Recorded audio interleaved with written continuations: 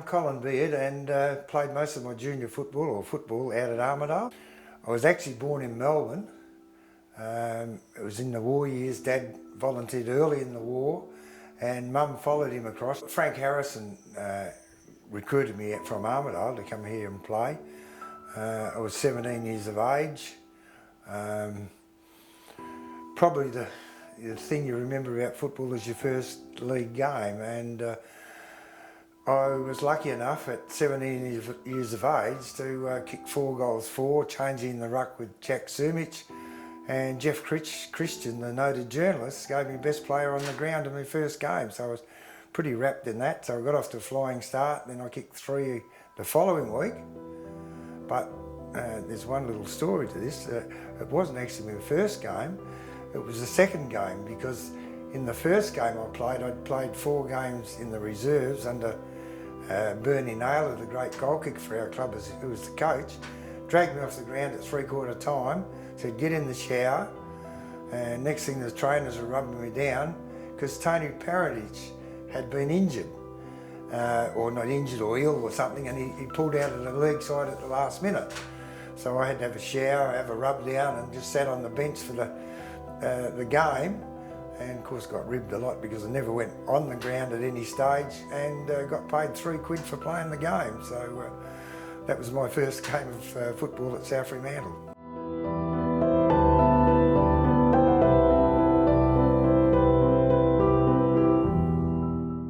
I played a total of 163 games at South, and then I was recruited to go across to Richmond. I was a mature age player. I think at that stage I was 27 when I played my first game.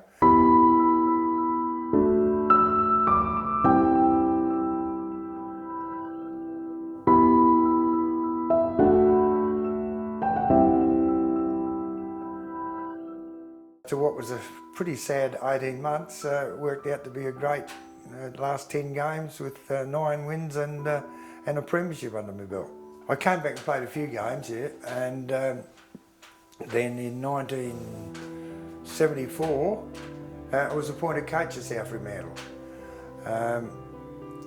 We had a pretty young sort of a side, and I brought a Richmond style of play, I call it. I think I brought a different game to Western Australia. It was a hard play-on game, run on, play on at every opportunity, and a lot of hard running. And it was exciting to watch, and I think our South supporters were pretty wrapped in the display that we had with such an inexperienced side. And we were just unlucky not to make the 4 that year. We got beaten by West Perth, the bottom side, when Dempsey and Winnan both played their 300 games on the same day, and we just missed out on the 4. 75, we got to the grand final and got done by West Perth, and we were decimated with a lot of really good players that were injured. Next year we got to 2nd position, but got knocked out in both the finals, so it was a little bit disappointing to finish that way. I said to the committee, if you can find someone better, I'm happy to stand down. I'm probably, in hindsight, I'm disappointed now that I didn't go on with it.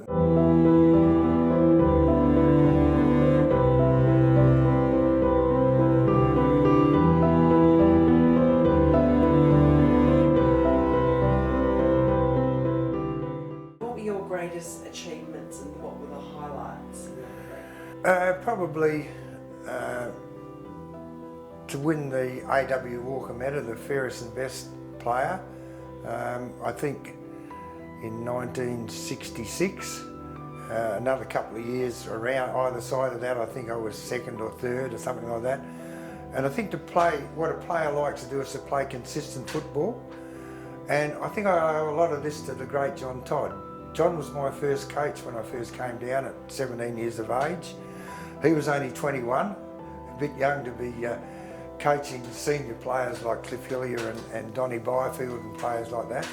But John, when he came back to the club to coach around about 66 or 65, something like that, he thought, well, I didn't really have the stamina to be a ruckman that I was, and he changed my position to full back because I was a fairly quick sort of player for size, and I was able to compete hard, come back, have a spell, compete hard, and that made me more of a consistent player rather than run all day and lose energy and not have the energy once the ball got in the area. So I have a big thank you to John Todd.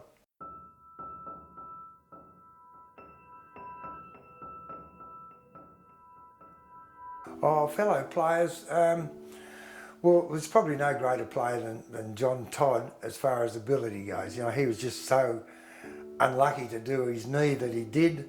If it was in this era, they would have patched it up and he would have been a tremendous player for a long time. But ability-wise, there was no one better than John.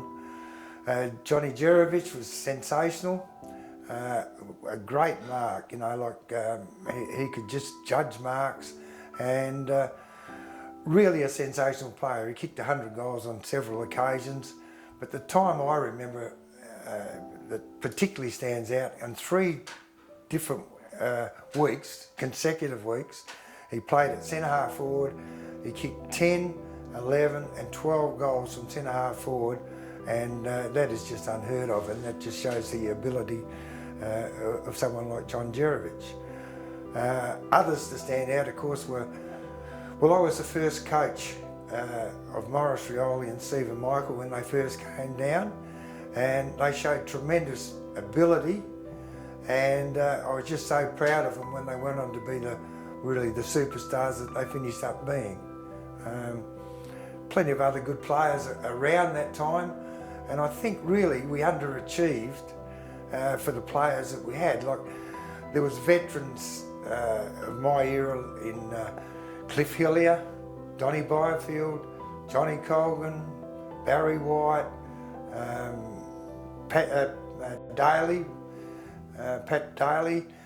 all very good players. And then in the younger bracket there was players like Gary and Graham Scott, there was Jack Sumich, Tommy Grljusich, and a heap of others, the Bow brothers and so on. And I think in hindsight, when you look back, we should have had more, or whether it was premierships, but more success than what we had with the talent that was available.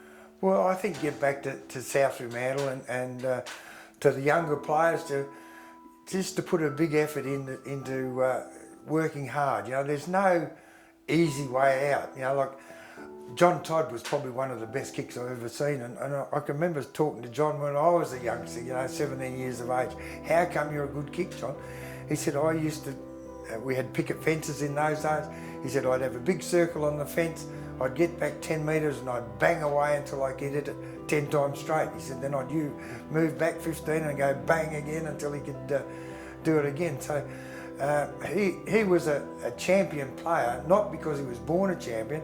He developed himself to be that champion, and I think anyone with any sort of ability, if they make up their mind, they can do it, and the rewards are there, particularly if you get to the AFL standard.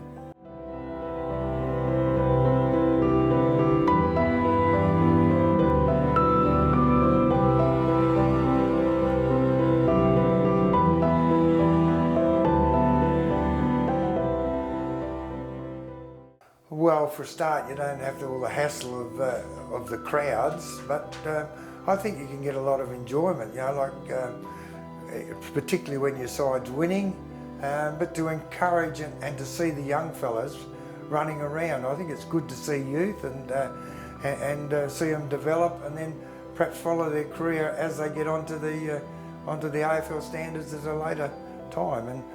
And of course it's less expensive. It's far too expensive to go to an AFL game for the average family person, I think, and it'd be great to welcome them all back here at Fremantle.